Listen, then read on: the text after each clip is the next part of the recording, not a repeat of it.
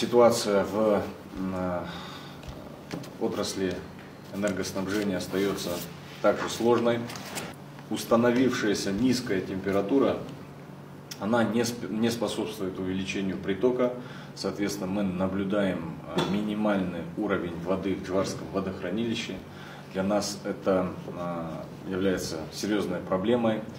В этой связи вчера буквально возникла угроза того, что нам придется прибегнуть к очередному веерному отключению, о чем вам оперативно было доложено.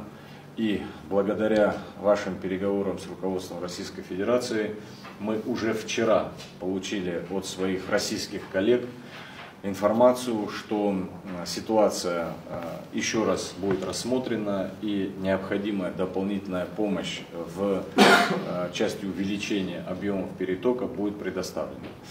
В этой связи сегодня уже были проведены трехсторонние переговоры, в рамках которых мы определили тот путь, по которому пойдем сейчас, основной целью которого является недопущение веерного отключения. То есть сегодня мы можем говорить о том, что предпринятые шаги и меры позволят нам также идти в том же режиме без веерных отключений. Спасибо.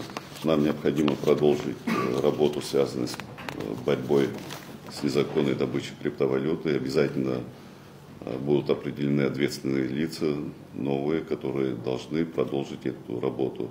Нам необходимо будет подготовить анализ вообще ситуации в отрасли и исходить уже из того, что надо системно начинать решать проблемы, связанные с электроэнергетикой.